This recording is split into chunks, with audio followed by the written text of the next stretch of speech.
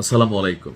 যারা দীর্ঘদিন যাবত আমার নিউজগুলো শুনছেন অথবা ইরানের এই নিউজগুলো শুনছেন, আজকের এই ভিডিওটা আপনারা সর্বোচ্চ শেয়ার করবেন। তবে নাইম ইলি টু, আপনারা যে পেজগুলো থেকে নিউজ দেখেন, আমার পেজটা হচ্ছে নাইম কুরিয়া নাইম ইলি।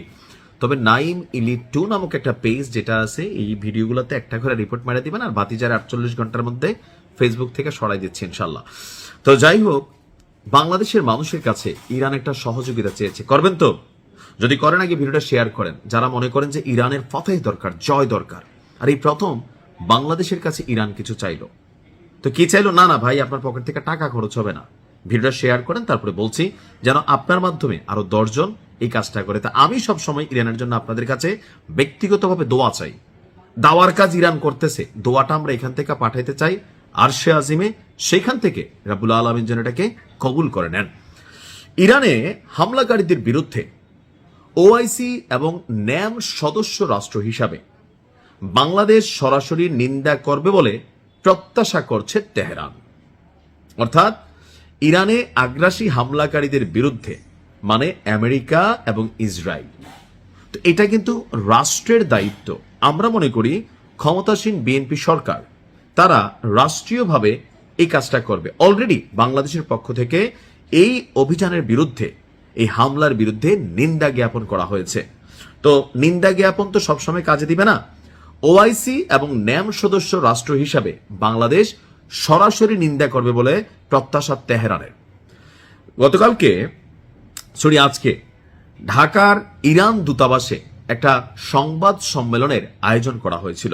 সেখানে যিনি ইরানের রাষ্ট্রদূত আছেন জলিল রাহমি জাহানাবাদী, তিনি বলছেন বাংলাদেশ একটি মুসলিম দেশ, একই সঙ্গে ওআইসি এবং জোট নিরপেক্ষ আন্দোলনের সদস্য অর্থাৎ ন্যামের সদস্য। সেই হিসাবে একটি আগ্রাসী শক্তিকে সরাসরি নিন্দা বা এর প্রতিবাদ করবে, এমনটাই আমরা আশা করি। আমরাও আশা করি। জামাত টেকনিক্যালি করছে, জামাতের যিনি প্রধান আছেন শফিক ভাই, তিনি আমেরিকার নাম না নিয়ে করছেন, বাট করছেন।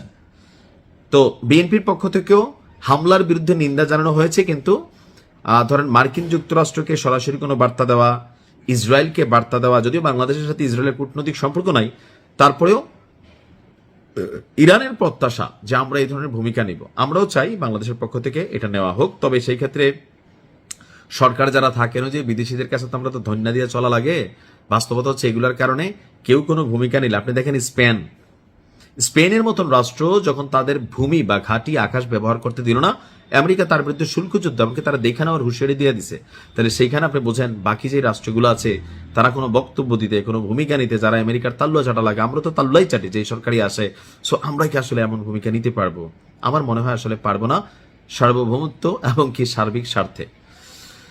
তো উনি বলছেন যে ইরান দীর্ঘমেয়াদে এই যুদ্ধ চালিয়ে যাওয়ার সক্ষমতা রাখে, আমাদের কাছে পর্যাপ্ত ড্রোন এবং মিসাইল সহ প্রয়োজনীয় সামরিক শক্তি রয়েছে। আমরা অন্য কোনো দেশের কাছ থেকে লজিস্টিক সাপোর্ট চাই না, অর্থাৎ মেশিনারিজ আরো বিভিন্ন কিছুর সাপোর্ট লাগবে না। আমরা শুধু চাই একটি মুসলিম দেশ আক্রান্ত হলে অন্য মুসলিম দেশগুলো তার প্রতি সহানুভূতি এবং সমর্থন যেন প্রকাশ করে। আর ইরানে অবস্থানরত বাংলাদেশি শিক্ষার্থীদের নিরাপদ স্থানে সরিয়ে নেওয়া হয়েছে বলেও জানিয়েছেন রাষ্ট্রদূত। তেহরানে অবস্থিত বাংলাদেশ দূতাবাস ইরানের পররাষ্ট্র মন্ত্রণালয়ের সাথে যোগাযোগ রক্ষা করছেন। তো তার বক্তব্য হচ্ছে যে প্রত্যেকটি মুসলিম দেশের উচিত যে তাদের ভূখণ্ড বা তাদের রাষ্ট্রীয় সুযোগ সুবিধা ব্যবহার করে কেউ যেন এখানে অভিযান চালাতে না পারে। আমরাও এটা চাই। তো আশা করি সরকারের পক্ষ থেকে একটা কিছু করা হবে। ভালো থাকুন। আসসালামু আলাইকুম।